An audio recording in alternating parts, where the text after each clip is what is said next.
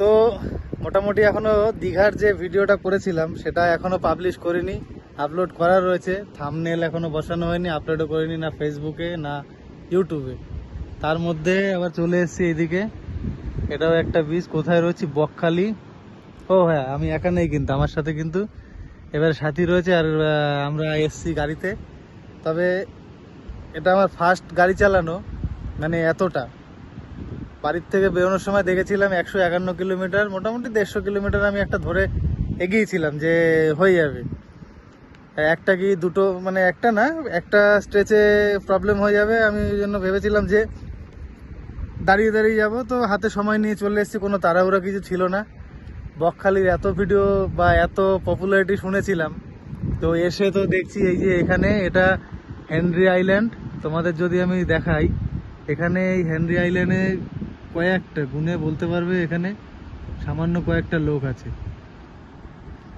আর আমরা তো মানে বেরিয়ে যাচ্ছিলাম, আবার ভাবলাম যে হোটেলে গিয়ে করবো বা কি। হোটেলে ছোট্ট একটা রুম, ভাড়া বেশি না, 300 টাকা, ঠিক আছে।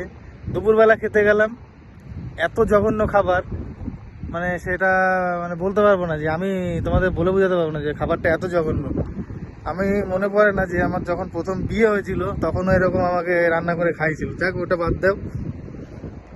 তবে আমি একটা, আমার এই ভিডিওটা যারাই দেখো না কেন বা যারা দেখছো অলরেডি, তাদের কাছে আমার একটাই রিকোয়েস্ট, যদি যদি আমাকে তোমরা ভালোবাসো বা আমার কথা যদি তোমরা শুনে থাকো, তো ভুল করেও এখানে এসো না। আর ম্যাডাম চলে এসছে ফুল নিয়ে, কানে গুঁজে দিয়েছে।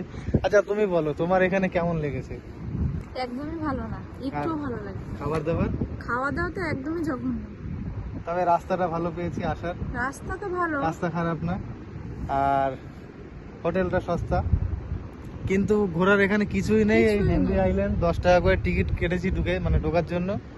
তো আমাদের বাইকের জন্য নিচে 10 টাকা, আর আমাদের পার হেড 10 টাকা করে। তো এখানে এইটুকু বিচ, বিচ বড় আছে কিন্তু এখানে দেখার এমন কিছুই কোনো নেই। সৌন্দর্যই নেই। আর এইদিকে এই জঙ্গল রয়েছে, সে কোথায় বলছিল, আমি একটা ভিডিও দেখছিলাম টাওয়ারের কি সব আছে, সেই টাওয়ার ফাওয়ার আমি কিছুই দেখতে পেলাম না। আর রাস্তা তো মানে সে বাদিয়ে রাখার মতো, শুধু যেখানে বাইকটা রেখে ভেতরে আসার যে এই যে জায়গাটা, এইখানের এই ভাইবটাই শুধু ভালো রয়েছে, আর বাদ বাকি কিছুই ভালো লাগেনি। তো চলো, এবার তোমাদের যদি ভালো লেগে থাকে তোমরা আসতে পারো, কেননা অনেকে ঘুরে গেছে। আমি তো গত 15 বছর আগে এসেছিলাম, তখন একটা অন্যরকম ছিল। আর তখন বিচ এত, মানে জলটা এত দূরে ছিল না, কাছাকাছিই ছিল। আর সেটা বকখালি, সেটা তো ডান দিকে, আর এটা তো হেনরি আইল্যান্ড। আর এখন এখান থেকে বেরিয়ে যাবো, সন্ধ্যাবেলা দেখবো কি আছে না আছে, ওই মানে বিচের ধারে কি হয় না হয়। তো চলো দেখতে থাকো, ভিডিও বেশি বড় করবো না, ছোট ভিডিওই রাখবো। তো এখন আমরা এখান থেকে বেরোই, যাবো হোটেলে, একটু রেস্ট নেব।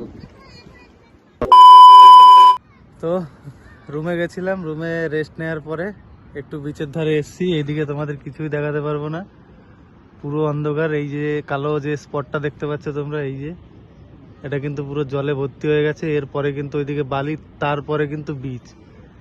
হয়তো কিছুটা নয়েজ পেতেও পারো, যে মানে জলের যে আওয়াজটা। আর এদিকে কিন্তু খুব জোর গুনে 30টা দোকান হয়তো খুলেছে, আর মাছের দোকানই ম্যাক্সিমাম, মাছের দোকান। আর এই দিকটায় চেয়ার দেওয়া রয়েছে, এই যে এইখানটাতে চেয়ার দেওয়া রয়েছে, হয়তো চেয়ারে বসার জন্য টাকা পয়সা কিছু নেয়, আমার সঠিক জানা নেই, আমি বসিনি।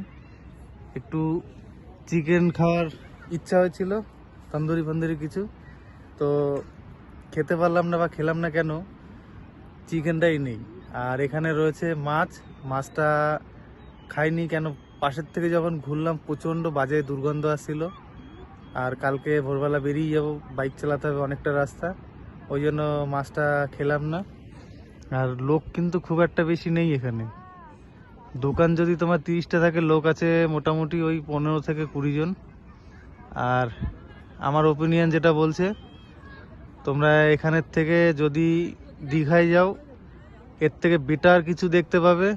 খরচা খুব একটা বেশি না, এখানে গাড়ি ভাড়াটা কম। দীঘায়ও তোমরা ট্রান্সপোর্ট যদি বাসে করো, সরকারি বাসে, তাহলে তোমাদের কিন্তু কম হবে।